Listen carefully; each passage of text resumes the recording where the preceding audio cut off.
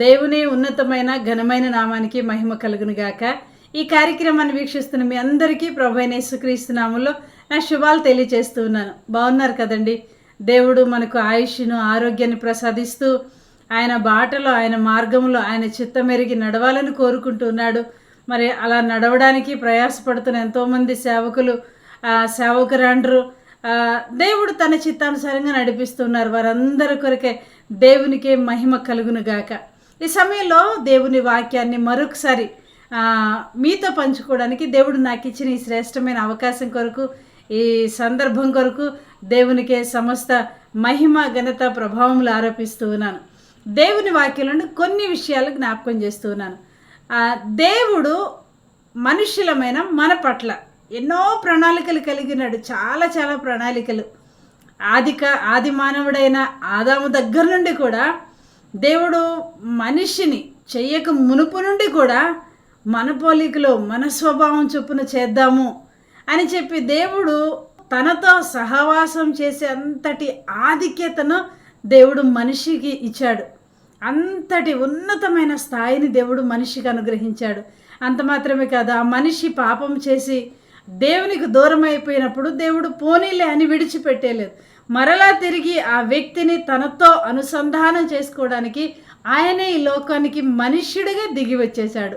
అంత మాత్రమే కాదు, మనం ఎలా బ్రతకాలో కొన్నిసార్లు మనకు తెలియదు అని చెప్పి మనకు మాదిరి చూపించడానికి 33.5 సంవత్సరాలు ఈ లోకంలో ఆయన మనిషిగా జీవించాడు. దేవునికి మనమంటే ఎంత ప్రేమోనండి. అందుకే దేవుని వాక్యంలో వ్రాయబడింది కదా, ఆయన లోకమును ఎంతో ప్రేమించాడు, అందుకే ఆయన ఈ లోకానికి దిగి వచ్చాడు అని మనం చూస్తూ ఉన్నాం కదా. అంటే దేవుడు మనల్ని ఎంతో ప్రేమిస్తున్నాడు. ఆ ప్రేమకు కొన్నిసార్లు మనం కూడా ఇతరులను ప్రేమిస్తున్నప్పుడు ముద్దుగా కొన్ని పేర్లతో పిలుచుకుంటూ ఉంటాం. సహజంగా భార్యాభర్తలు కానీ, సన్నిహిత స్నేహితులు కానీ, లేకపోతే అత్యంత సాన్నిహిత్యం కలిగిన వ్యక్తులు చిటి, బంగారం, బుజ్జి, అమ్మ, కన్న, బేబీ, ఇలా కదా మనం వింటూ ఉంటాం. అంటే ఇష్టతను, ప్రేమను వ్యక్తం చేయడానికి చాలా చాలా పేర్లతో పిలుచుకుంటూ ఉంటాం. అలాగే దేవుడు కూడా మనకు కూడా చాలా పేర్లు ఇచ్చాడు. ఒక మాటలో చెప్పాలంటే అవి పేర్లు అనకూడదు కానీ చాలా ఆధిక్యతలు అని చెప్పాలి. తనకు పిల్లలుగా చేసుకున్నాడు, తనకు స్నేహితులుగా, తనకు శిష్యులుగా, తనకు వారసులుగా, తనకు రాయబారులుగా, తనకు దూతలుగా, ఇంకా చెప్పాలంటే తనకు ప్రియమైన వారికి, ఒక్క మాటలో చెప్పాలంటే తన పోలికలో చేసేసుకున్నాడండి. నిజంగా ఎంతటి ఆధిక్యతలు ఇచ్చాడో కదా దేవుడు. అలాగే తనకు దాసులుగా కూడా చేసుకున్నాడండి. దాసులుగా అంటే బానిసలుగా అణిచివేయబడిన స్థితిలోని కాదు. ఆది కాండంలో మనం గమనించినప్పుడు ఆది మానవుడైన ఆదాముతో దేవుడు చెప్పిన ఆ వాగ్దానం ఏంటి తెలుసా? మీరు భూమిని నిండించి అభివృద్ధి చేసి ఫలించి దానిని లోపరుచుకుని దాన్ని ఏలమన్నాడు. అంటే దేవుడు దాసుడు అని చెప్పడంలో అర్థం ఏంటంటే బానిస అని దాని అర్థం కాదు, కానీ ఏలికగా చేశాడు దేవుడు. అంటే దేవునికి దాసులు అంటే పరిచారకులు అని అర్థం అండి, సేవకులు అని అర్థం, అంటే యజమాని యొక్క పని చేసేవారు అని అర్థం. కనుక దేవుడు ఇచ్చిన ఇన్ని ఆధిక్యతల్లో ఇది కూడా ఒక బాధ్యతాయుతమైన ఆధిక్యత అని చెప్పక తప్పదు. కనుక ఈ సందర్భంలో కొన్ని వాక్యాలు జ్ఞాపకం చేసుకుందాం. మత్తయి సువార్త 12వ అధ్యాయం 18వ వచనంలో మనం చూసినప్పుడు అక్కడ తండ్రి అయిన దేవుడు యెషయా గ్రంథంలో వ్రాయబడిన ప్రవచనాన్ని తిరిగి ఇక్కడ ప్రస్తావిస్తాడు. అదంతా కాదు కానీ దాంట్లో వ్రాయబడిన ఒక మాట, ఇదిగో ఈయన నా సేవకుడు. దేవునికి స్తోత్రం. యేసుక్రీస్తును కూడా తన సేవకుడుగా పోలుస్తూ ఉన్నాడు. అంటే తండ్రి పని మీద ఆయన లోకానికి వచ్చాడు. యజమానుడైన దేవుని యొక్క తండ్రి యొక్క పని మీదే సేవకుడుగా ఆయన లోకానికి వచ్చాడు అనే విషయాన్ని మనం జ్ఞాపకం చేసుకోవాలి. ఈ సందర్భంలో ఈ సమయంలో ఈ మాటలు వింటున్న మనం నేర్చుకోవాల్సిన విషయాలు ఏంటంటే, మనము దేవునికి సేవకులం. అంటే స్నేహితులము అనేది వాస్తవమే, కుమారులము, రాయబారులము, ప్రతినిధులము, ఇంకా చాలా చాలా అన్నీ వాస్తవమే. వీటితో పాటు సేవకుడు అనే మాట కూడా వాస్తవం అనే విషయాన్ని జ్ఞాపకం చేసుకోవాలి. అంటే దేవుడు మనకిచ్చిన ఈ ఆధిక్యతలు ఆయా స్థానాల్లో మనం నిర్వర్తిస్తున్నప్పుడు మనం వీటన్నిటికంటే ప్రాముఖ్యంగా దేవునికి పరిచారకులం, సేవకులం అనే మాటను మనం జ్ఞాపకం చేసుకోవాలి. యేసుక్రీస్తుయే తన యజమానుడైన తండ్రి అయిన దేవుని పనిని జరిగించడానికి ఒక సేవకుడిగా ఈ లోకానికి వచ్చాడు. అందుకే ఫిలిప్పీలకు రాసిన పత్రిక 2వ అధ్యాయం 7వ వచనంలో ఒక మాట ఉంటుంది కదా, మనుష్యుల పోలికగా పుట్టి దాసుని స్వరూపమును ధరించుకొని తన్ను తానే రిక్తునిగా చేసుకొనెను. హల్లెలూయా. యేసుక్రీస్తు దాసుడు కాదు, వాస్తవానికి దాసుని రూపాన్ని ధరించుకున్నాడు. ఎందుకంటే దేవుని లేక యజమానుడైన దేవుని పనిని ఈ భూమి మీద నిర్వర్తించడానికి దాసుని స్వరూపాన్ని ధరించుకున్నాడు అని వ్రాయబడింది. మనకు తెలుసు కదా, పౌలు భక్తుడు కూడా రోమిలకు రాసిన పత్రిక 1వ అధ్యాయం 1వ వచనంలో కూడా అంటాడు, యేసుక్రీస్తు దాసుడను అంటాడు. వాస్తవానికి సౌలు అక్కడ దాసుడు కాదు, అతడు రోమా సైనికుడు, రోమా పౌరసత్వం కలిగినవాడు, రోమా వారసత్వం కలిగినవాడు. మరి చాలా చాలా విద్యార్హతలు ఉన్నట్లుగా పౌలు చరిత్ర చదివితే మనకు అర్థమవుతూ ఉంటుంది. దాంట్లో ఏదో ఒకటి చెప్పొచ్చు, కానీ వాటన్నిటికంటే శ్రేష్టమైనది దేవుని దాసుడు అని పిలిపించుకోవడానికి పౌలు ఇష్టపడ్డాడు. అందుకే తను ఎక్కడ పరిచయం చేసుకున్నా కూడా తన ఆధిక్యతలను ప్రస్తావించలేదు, కానీ క్రీస్తు దాసుడు, యేసుక్రీస్తు దాసుడైనా అని ప్రస్తావిస్తాడు. అందుకొరకే దేవునికి మహిమ కలుగును గాక. మన జీవితాల్లో కూడా నేను దేవుని దాసుడను దాసురాలను అనే ఆ స్థాయిని, ఆ స్థితిని, ఆ జ్ఞాపకాన్ని మనం ఎప్పుడైతే కలిగి ఉంటామో ఖచ్చితంగా పర్ఫెక్ట్గా బ్రతకడానికి, యజమాని పని మీద మనం ఉన్నాము అనే సత్యాన్ని జ్ఞాపకం చేసుకోవడానికి వీలు కలుగుతుంది. కానీ ఈ దినాల్లో జరిగే విషయం ఏంటంటే కంప్లీట్గా ఆపోజిట్ జరుగుతూ ఉంది. దాసులమైన మనం బాసుల్లాగా బిహేవ్ చేస్తూ ఉన్నాం, అంతే నేను చెప్పాలనుకున్న విషయం. కానీ యేసుక్రీస్తుకు దాసులమనే పేరు, సేవకులము అనే పేరు, ఇంగ్లీష్లో పాస్టర్స్ అనే పేరు, లేక మినిస్టర్స్ అనే పేరు. కానీ ఆ మినిస్టర్ అంటే దాని అర్థం సేవకుడు, పరిచారము చేసేవాడు. అందుకే యేసుక్రీస్తు అంటాడు కదా, నేను పరిచారము చేయుటకు వచ్చాను కానీ పరిచర్య చేయించుకున్నట్టుకు రాలేదు అన్నాడు. మనము దాసులుగా ఉండడానికి అది మనకేదో కొత్త విద్య కాదు. యేసుక్రీస్తే అలా ఉండి మనకు మాదిరిగా చూపించాడు గనుక మనం కూడా దాసులంగా ఉండాలి.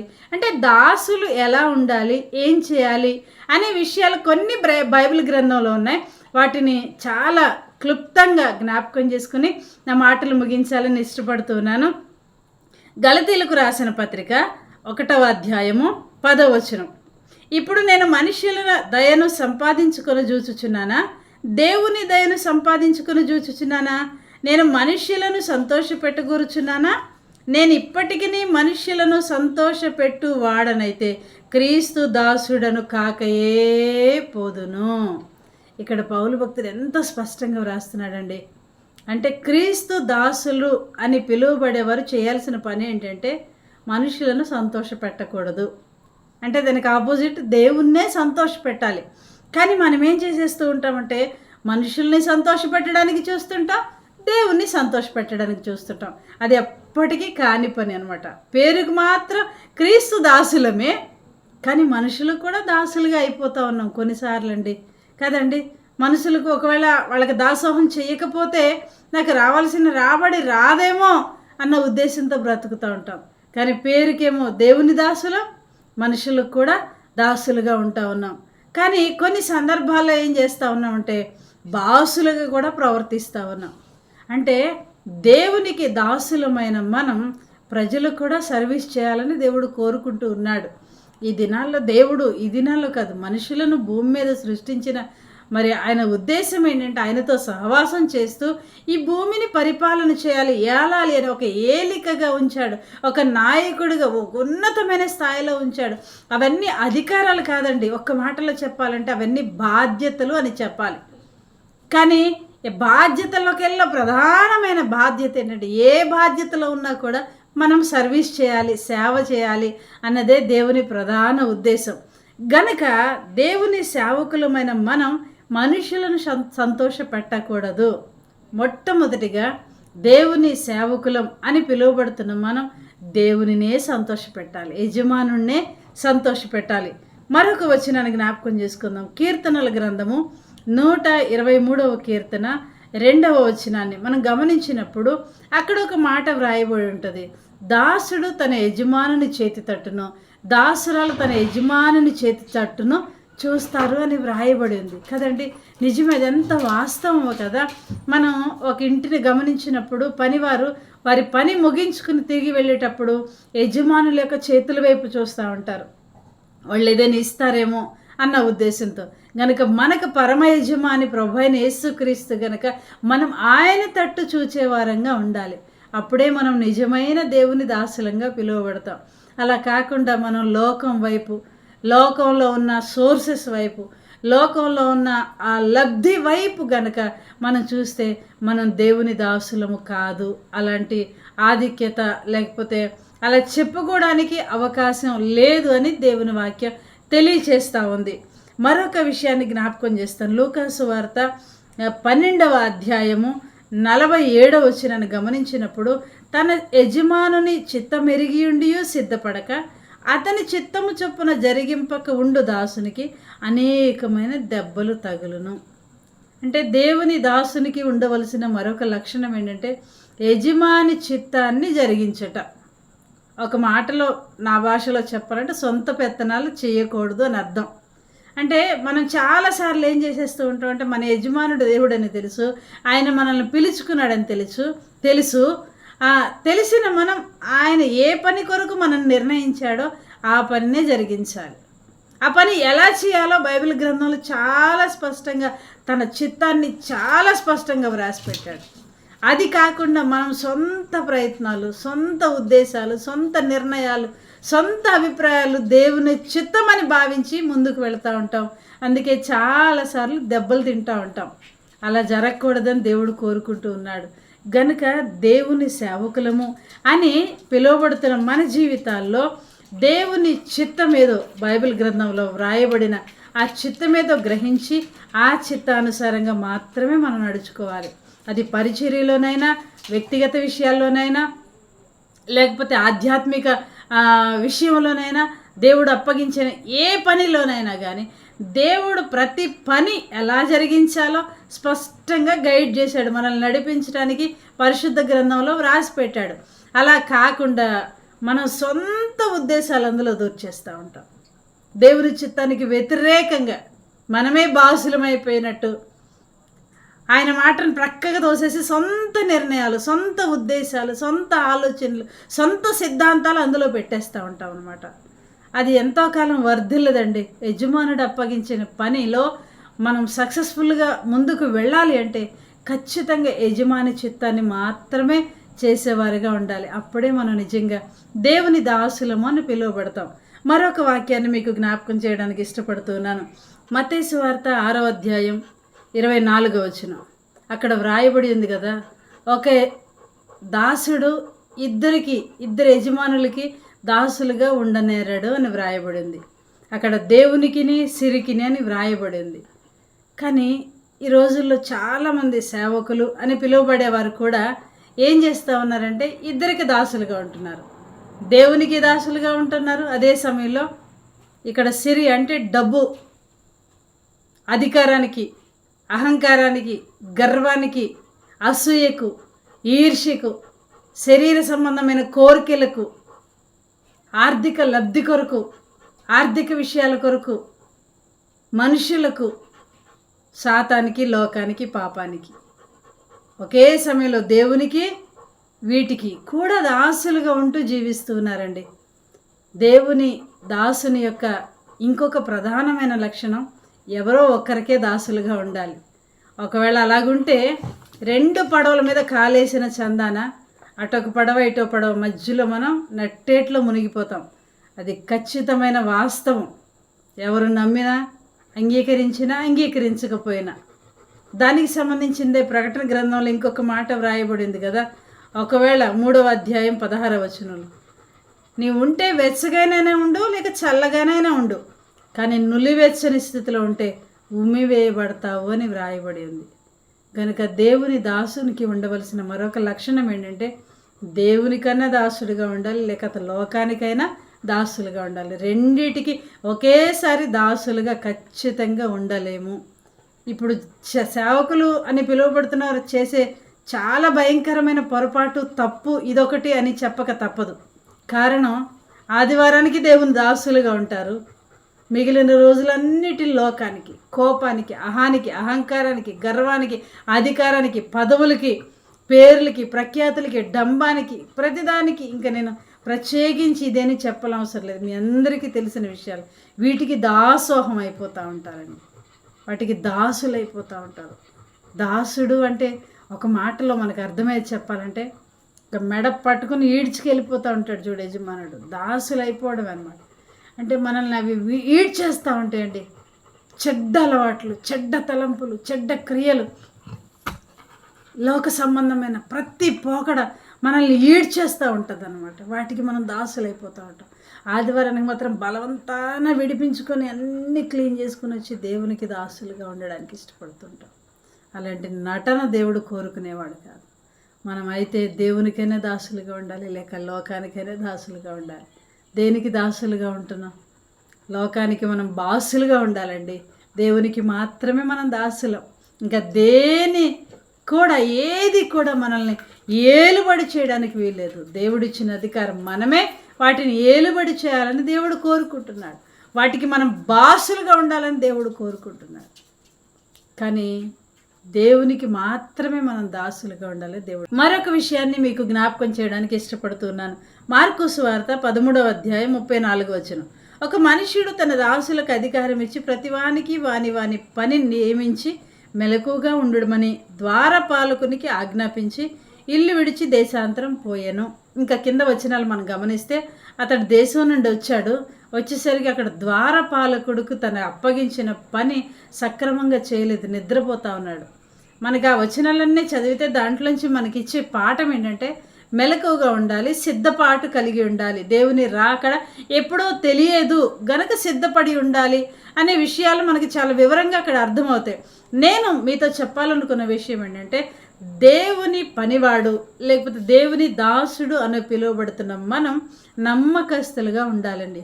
అక్కడ వ్రాయబడింది, యజమానుడు అర్ధరాత్రి వస్తాడో, కొడుకు యజమాని వస్తాడో, రాత్రి వస్తాడో, ఉదయాన్నే వస్తాడో, ఎప్పుడు వస్తాడో తెలియదు కనుక ద్వారపాలు కూడా నీకు అప్పగించబడిన పని మెలకుగా ఉండి కాపలా గాయటం అనమాట. గనుక నమ్మకస్తులుగా ఉండాలి దేవుని సేవకులుగా.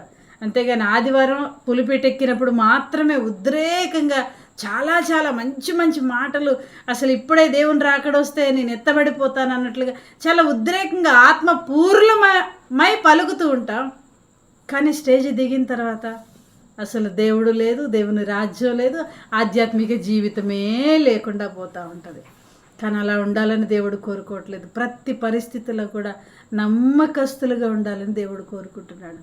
దేవుడు మనకి ఏ బాధ్యతలు అప్పగించాడు, అది గృహ నిర్వాహకత్వమా, సంఘ బాధ్యతల, ఆధ్యాత్మిక బాధ్యతల, లేక ఏం అప్పగించాడు, అది ఏ బాధ్యత అయినప్పటికీ ఆ విషయంలో మనం నమ్మకంగా ఉండాలి. యజమానుడు పని అప్పగించిన వాడు ఎప్పుడు తిరిగి వస్తాడో తెలియదు. ఆయన తిరిగి వచ్చినప్పుడు మనల్ని కనుగొన్నప్పుడు బలా నమ్మకమైన మంచి దాసుడా అని చెప్పే స్థితిలో మనం ఉండాలి అని దేవుడు కోరుకుంటూ ఉన్నాడు. గనుక దేవుని దాసులము అని పిలువబడుతున్న మన జీవితాల్లో ఖచ్చితంగా ఈ విషయాలు ఖచ్చితంగా మనం పాటించాలి. నిజమైన దాసులంగా పిలువబడాలి అంటే. కానీ మనం ఏం చేసేస్తూ ఉంటామంటే, దాసులము అనే విషయాన్ని మర్చిపోయి బాసులుగా బిహేవ్ చేసేస్తూ ఉంటాం. ఈ సందర్భంలో ఒక చిన్న విషయాన్ని మీకు జ్ఞాపకం చేయడానికి ఇష్టపడుతున్నాను. ఒక ఇంటికి ఒక వ్యక్తి ఉన్నాడు, కాపలాగా ఉన్నాడు. ఆ ఇల్లు చాలా అందంగా ఉంది, చాలా అంటే చాలా అందంగా ఉంది. బయట టూలెట్ బోర్డు అని వ్రాయబడి ఉంది. దారినే పోయే ఒక ఆయన ఇంటి కోసం వెతుకుతూ ఆ బోర్డు చూసి చాలా సంతోషించాడు. ఎందుకంటే తను ఆశించిన దానికంటే అందమైన గృహాన్ని చూసేసరికి తను చాలా సంతోషపడ్డాడు. అలాగే వచ్చినప్పుడు అక్కడ ద్వారపాలకుడుగా ఉన్న వ్యక్తిని అడిగినప్పుడు మరి ఈ ఇల్లు అద్దెకిస్తారా అన్నప్పుడు ఇస్తాను అన్నాడు. సరే, మొత్తానికి ఎంత ఏంటి అని అన్నీ మాట్లాడుకున్నారు. ఉన్నాడు, మంచిగా ఇంటిని వాడుకుంటా ఉన్నాడు. ఆ ఇంట్లో ఉన్న కారు కూడా వాడుకుంటున్నాడు, ఇంట్లో ఉన్న వసతులన్నీ వాడుకుంటా ఉన్నాడు. సడన్గా ఒకరోజు ఒక ఫోన్ కాల్ వచ్చింది పాలకునికి. ఫోన్ కాల్ వచ్చినప్పుడు కంగారు పడిపోతూ ఉన్నాడు, టెన్షన్ పడిపోతూ ఉన్నాడు, భయపడిపోతూ ఉన్నాడు. వెంటనే ఆ ఇంటిలో అద్దెకున్న వ్యక్తి దగ్గరికి వెళ్ళాడు. అర్జెంటుగా నువ్వు ఇల్లు ఖాళీ చేసేయాలి అని. అయ్యో, ఏం కారణం లేదు కదా ఖాళీ చేసేయడానికి, నేను ప్రతి నెల రెంట్ ఇస్తున్నాను కదా, మానిపోకుండా ఫస్ట్ తారీఖుని ఇచ్చేస్తా ఉన్నాను, ఇల్లంతా చాలా శుభ్రంగా ఉంచుతున్నాను కదా, ఏది డ్యామేజ్ చేయలేదు కదా, ఎందుకు ఖాళీ చేసేయమన్నా. లేదు లేదు, అర్జెంటుగా ఖాళీ చేశారు, అర్జెంటుగా ఖాళీ. సరే, ఆ ఇంటిలో అద్దెకున్న వ్యక్తులు ఒప్పుకోవట్లేదు, అస్సలు ఒప్పుకోవట్లేదు. కారణం, సరైన కారణం చెప్పకుండా నేను ఖాళీ చేయను అని చెప్పి తను వాదన పెట్టుకున్నప్పుడు చెప్పక తప్పలేదు. వాస్తవానికి ఈ ఇంటి యజమాని నేను కాదు, ఈ ఇల్లు నాకు ఒక వ్యక్తి అప్పగించి తను దేశం వెళ్ళాడు, వేరే దేశం వెళ్ళాడు, తను వచ్చేస్తున్నాను అని తిరిగి వచ్చేస్తూ ఉన్నాడు. ఫోన్ చేశాడు గనుక అతనికి ఇల్లు అప్పగించాలి అంటే తను ఎంత స్వార్థపూరితంగా ఆలోచించాడంటే, యజమానుడు లేనప్పుడు తనే ఇంటికి యజమానిగా ఉంటూ వేరే వాళ్ళకి అద్దెకి ఇచ్చేస్తూ ఆ అద్దె డబ్బులు తను తినేస్తూ ఎంత అపనమ్మకస్తుడిగా ఉన్నాడు చూడండి. అలాగే మన జీవితాల్లో కూడా దేవుడు అప్పగించిన ఏ బాధ్యత అయినా కానీ అది కేవలం పులిపెట్టెక్కినప్పుడు, బైబిల్ పట్టుకున్నప్పుడు, బైబిల్ సంకలో ఉన్నప్పుడు మాత్రమే కాదండి, మోకరించినప్పుడు, తల మీదకు ముసుకొచ్చినప్పుడు మాత్రమే మనం భక్తిపరులం, దేవుని సేవకులు మనకు గుర్తు రావడం కాదు.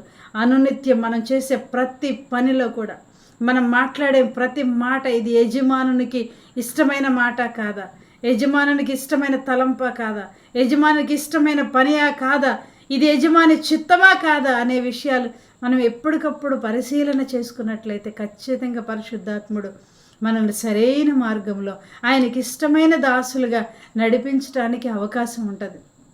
గనుక యేసుక్రీస్తు ఈ లోకానికి దాసుని స్వరూపాన్ని ధరించుకుని వచ్చాడు. కానీ మనం అలా ఉండడానికి ఇష్టపడం. మన కోసం కొంతమంది పని వారిని మనం ఏర్పాటు చేసుకుంటూ ఉంటాం. వారికి మనం పైగా బాసులుగా ఉండాలని, రూల్ చేయాలని రూడ్గా ప్రవర్తిస్తూ ఉంటాం. అస్సలు కఠినత్వానికి ఒక మాటలో చెప్పాలంటే మనం దాసులుగా ఉండి లోబడి తగ్గించుకొని విధేయత కలిగి నమ్మకస్తులుగా ఉండాల్సిన మనం కొన్నిసార్లు అహంకారులుగా ఉంటూ, అంటే కంప్లీట్గా ఆపోజిట్గా వ్యతిరేకంగా ప్రవర్తిస్తూ ఉంటాం. కానీ దేవుడు ప్రతీది చూస్తూనే ఉన్నాడు. ప్రతిదానికి ఆయన ప్రతిదానికి ఆయన తీర్పు తీర్చి ప్రతిఫలం ఇచ్చి ఒక రోజు వస్తుందనే విషయాన్ని మనం జ్ఞాపకం చేసుకోవాలి. కనుక మనం ఒంటరిగా ఉంటున్నప్పుడు ఏం చేస్తున్నాం, మందిలో ఉన్నప్పుడు ఎలా ఉంటున్నాం, దేవుడు అప్పగించిన బాధ్యతల విషయంలో మనం ఎలా ప్రవర్తిస్తున్నాం, బాసులుగా ఉంటున్నామా, దాసులుగా ఉంటున్నామా. బాసు అంటే తగ్గించుకోడు. అంటే నా ఉద్దేశం, ఈ మాటలు భౌతిక సంబంధమైన ఉద్యోగాల విషయాల్లో నేను చెప్పట్లేదండి. దేవుని పరిచర్య విషయంలో ఆధ్యాత్మిక సంబంధంగా మాత్రమే నేను జ్ఞాపకం చేస్తూ ఉన్నాను. భౌతిక విషయాలైనా అతడు ఒకవేళ బాస్ పొజిషన్లో ఉన్నప్పటికీ అతడు కూడా సర్వీస్ చేయడమే ముఖ్య ఉద్దేశం కదా. నేను బాసుని కదా అని కాలర్ ఎగరేసుకుంటూ మనుషుల్ని కేర్ చేయకుండా, లెక్క చేయకుండా, మనుషుల్ని మనుషులుగా చూడకుండా పశువుల కంటే హీనంగా చూసే కొంతమంది యజమానులు ఉన్నారు. కానీ వారు కూడా దేవుని క్రింద వారే అనే సంగతిని జ్ఞాపకం చేసుకోవాలి. వారికంటే కూడా ఒక యజమానుడు పైనున్నాడు అనే సత్యాన్ని మనస్కరించుకున్నట్లయితే ఖచ్చితంగా తగ్గింపు స్వభావం మనకు వచ్చేస్తుందండి, ఖచ్చితంగా. గనుక దేవుని దాసులమైన మన జీవితాల్లో చేయవలసిన పనులు, కలిగి ఉండవలసిన కొన్ని లక్షణాలు దేవుని వాక్యాల నుంచి మనం జ్ఞాపకం చేసుకున్నాం కదా. ఈ విషయాలు మనస్సును పెట్టుకుని, మదిలో ఉంచుకుని, నేను దేవుని దాసుడను, దాసురాలను, దేవుడు ఒక ప్రణాళిక కలిగి తన నమ్మకమైన పరిచర్య కొరకు నన్ను ఎంచుకున్నాడు, తన రాజ్యాన్ని కట్టడానికి నాకు ఆ బాధ్యతనిచ్చాడు అనే ఆ విషయాన్ని ఎప్పుడైతే మనసులో ఉంచుకుంటామో ఖచ్చితంగా దేవుడు మనకు ఆ మార్గంలో సక్రమమైన పద్ధతిలో నడవడానికి సహాయం చేస్తాడండి. అలా కాకుండా అస్పృహ లేకుండా కొద్దిగా డబ్బు కలిగితే చాలు, కొద్దిగా హోదా వస్తే చాలు, కొంచెం పెత్తనం ఇస్తే చాలు, కొంచెం అధికారం వస్తే చాలు, గాల్లో నడిచేస్తూ ఉంటారు కొంతమంది. భూమి మీద కూడా నడవరు. కళ్ళు నెత్తికొచ్చేస్తూ ఉంటాయి కొంతమందికి. కనిపించదు, ఇంక అంతా పైనే, కింద ఏమీ కనిపించదు. కానీ పైన కళ్ళు పెట్టుకుని అలా నడుచుకుంటూ వెళ్తే టపీ మన దేన్నో గుద్దేస్తారు, మొత్తం ముఖం అంతా పచ్చడి అయిపోతూ ఉంటుంది. ఆ రోజు రాకముందే దేవుడు మనకిచ్చిన ఈ బాధ్యతను, దేవుని దాసుడను, దాసురాలను అనే స్పృహ కలిగి ఈ దాసుడు దాసురాలనేది అది వినడానికి ఒకవేళ అది తక్కువ పదంగా అనిపించినప్పటికీ దాంట్లో చాలా చాలా బాధ్యత ఉంది అనే సత్యాన్ని మనం జ్ఞాపకం చేసుకోవాలి. దేవుడు తనకు ప్రియమైన దాసులుగా, యేసుక్రీస్తే దాసుని స్వరూపాన్ని ధరించుకుని లోకానికి వచ్చాడండి. దేవుడు మనకు ఉచితంగా ఇటు ఆధిక్యతనిచ్చాడు ఆయన దాసులుగా ఉండడానికి, దాసురాండ్రగా ఉండడానికి. గనక దేవుని దాసులంగా దాసురాండ్రంగా ఉన్న మన జీవితాల్లో కలిగి ఉండవలసిన విషయాలు దేవుని వాక్యంలో నుంచి నేర్చుకున్నాం కదా. ఈ విషయాలు కలిగి ఆయన దాసులుగా, ఆయన సాక్షులుగా, ఆయన చిత్తం ఎరిగిన వారిగా, ఆయనకు నమ్మకస్తులుగా యజమానుడు వచ్చే సమయం దగ్గర పడింది. మనకి ఇవ్వబడిన ఈ బాధ్యతలు ఆయనకు అప్పగించే సమయం కూడా దగ్గర పడింది.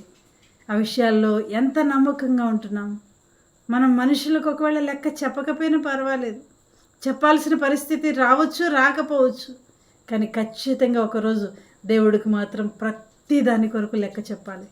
ఈ విషయాన్ని ఎప్పుడూ మనం మర్చిపోవడానికి వీల్లేదు. గనక దేవుని దాసులమైన మనందరికీ ఈ వాక్యం వర్తిస్తుందని నేను జ్ఞాపకం చేస్తున్నాను. మొదటిగా నాకు అప్లై చేసుకుంటూ అన్వయించుకుంటూ ఈ మాటలు నేను తెలియచేస్తూ ఉన్నాను. గనక ప్రియ సహోదరుడా సహోదరి, దేవుని దాసులు అని కించపరచడం కాదు, కానీ అది దేవుడు మనకిచ్చిన గొప్ప ఆధిక్యత. దేవదూతలకు కూడా లేదంటండి ఇట్టి భాగ్యం, ఆయన పరిచర్య చేసే భాగ్యం. కనుక ఆయన పరిచర్య చేసే దాసులుగా దేవుడు మనకిచ్చిన ఈ ఆధిక్యతను కాపాడుకుంటూ నమ్మకస్తులమే ఆయన రాకడ కొరకు ఆయత్తపడదాం. దేవుడు అట్టి కృప మనందరికీ అనుగ్రహించునుగాక. ఆమేన్. దేవుడు మిమ్ములను మీ కుటుంబాలను బహుగా దీవించి ఆయన చిత్తాన్ని చేసేవారుగా ఉండి ఆయన రాకడ కొరకు ధైర్యముగా ఎదుర్కొనేవారిగా మనందరినీ ఆయత్తపరచునుగాక. ఆమేన్.